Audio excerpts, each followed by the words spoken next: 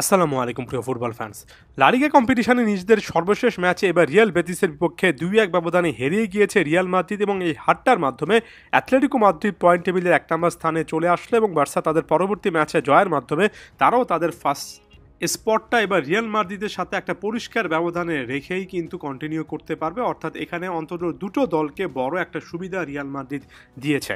তবে আমার কাছে রেজাল্টটা অনেক বেশি করে সারপ্রাইজিং বলে মনে হয়নি, বরঞ্চ অনেক দিন ধরেই ফুটবল ফ্যাগে বলছিলাম যে রিয়াল মাদ্রিদ একটা কম্পিটিশনে ফোকাস করতে গেলে লা লিগাতে এমন টাইপের সিচুয়েশন তৈরি হবে যেখানে প্রতিপক্ষকে চান্সেস দেবে এবং প্রতিপক্ষ যদি সেই সুযোগগুলো কাজে লাগাতে পারে তাহলে লা লিগা ইকুয়েশনে তারা শেষ মুহূর্ত পর্যন্ত এগিয়ে থাকার একটা বন্দোবস্ত করতে পারবে।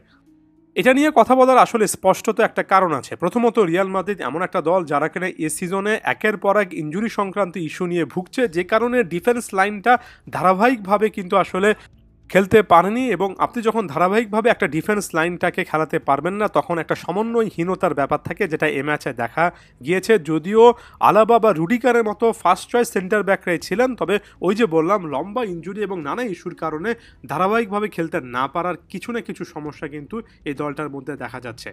এর পাশাপাশি খুবই গুরুত্বপূর্ণভাবে জুড বেলিংহাম যেহেতু রেড কার্ড জনিত সাসপেনশনের কারণে ওই যে ওসাসুনার বিপক্ষে ম্যাচে রেফারির সাথে বাগবিতণ্ডায় জড়িয়ে সাসপেনশন পেলেন, যে কারণে মিডফিল্ডটাকে খুব একটা বেশি গতিশীল বলে মনে হয়নি। হ্যাঁ, লুকা মডরিচ এই ৩৯ বছর বয়সে খুবই অ্যাক্টিভ একজন ফুটবলার, তবে চুয়েমেনি সেভাবে কি আসলে তাকে কম্পেনসেট করতে পারছেন কিনা সেটা একটা প্রশ্নের জায়গায়। এই ম্যাচে ব্রাহিম ডিয়াস মিডফিল্ডে নেমে এসে গোলও পেয়েছেন, তবে ওভারঅল সে কম্বিনেশনটা দেখা যায়নি যেখানে একজন বক্স টু বক্স মিডফিল্ডার হিসেবে জুড বেলিংহাম ফাইনাল থার্ডে তার একটা প্রেজেন্স রাখেন। ভিনিসিয়াস জুনিয়র এমবাপের পেছনের স্পেসটা ব্যবহার করে সেখানে লাগাতারভাবে বলের যোগান দেন কিংবা ডিফেন্সিভ ট্রানজিশনে নিজের ডিবক্সে চলে আসেন। এমন একটা বক্স টু বক্স মিডফিল্ডারের অভাব স্পষ্ট বোঝা গিয়েছে, তার চেয়েও বেশি করে বোঝা গিয়েছে একজন ফেদে ভালভার্দে অর্থাৎ ফেদেরিকো ভালভার্দে রিয়াল মাদ্রিদের সিস্টেমে আসলে কতটা গুরুত্বপূর্ণ।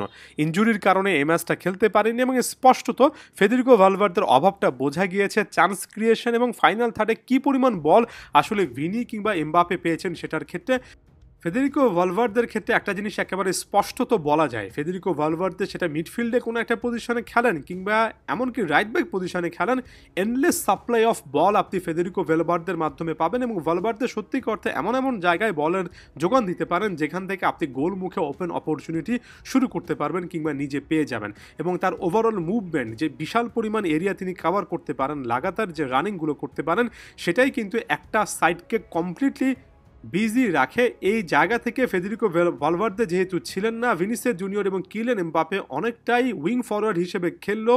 ডিরেক্ট বলগুলো, লং বলগুলো তাদের কাছে বেশি করে আসেনি, অর্থাৎ লম্বা পাসের মাধ্যমে খুঁজে নেওয়ার যে একটা ব্যাপার আছে যেটা ফেদেরিকো ভালভার্দে থাকলে মাঠের মধ্যে অনেক বেশি দেখা যায়, সেটা এই ম্যাচে স্পষ্টত দেখা যায়নি। তাই ফেদে ভালভার্দে যে রিয়াল মাদ্রিদ বা কার্লো আনচেলত্তির এই সিস্টেমটাতে কতটা গুরুত্বপূর্ণ একজন প্লেয়ার সেটা স্পষ্টত বোঝা গেল।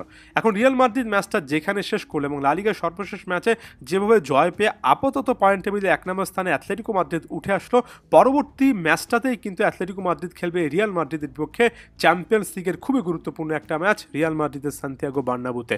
এই সিচুয়েশনটাতে অনেকেই অ্যাটলেটিকো মাদ্রিদের একটা সুযোগ দেখবেন, কারণ সত্যিকার অর্থে বেশ ভালো একটা ফর্মে অ্যাটলেটিকো মাদ্রিদ আছে। তবে চ্যাম্পিয়ন্স লিগের ক্ষেত্রে একটা জিনিস অবশ্যই মাথায় রাখা উচিত, রিয়াল মাদ্রিদ আগের ব্যাগেজগুলো ফেলে আসতে পারে, অর্থাৎ অন্য একটা কম্পিটিশনের চাপ, অন্য একটা কম্পিটিশনের হারের যে কোনো একটা ক্ষত, সেটা কিন্তু রিয়াল মাদ্রিদ পেছনে ফেলে এসে চ্যাম্পিয়ন্স লিগে একেবারে সোললি ওই ম্যাচটাতে আসলেই কিন্তু ফোকাস করতে পারে, যে কারণে নিজেদের ঘরের মাঠে রিয়াল মাদ্রিদের চান্সেস কিন্তু এই ম্যাচে থাকবে একটু বেশি অ্যাটলেটিকো থেকে থাকবে। তবে একেবারে ওপেন একটা ম্যাচ দেখার অপেক্ষা করছি, সেই মঞ্চটা কিন্তু এই লা লিগার দুটো ম্যাচে সেট করে দিল। ধন্যবাদ সবাইকে।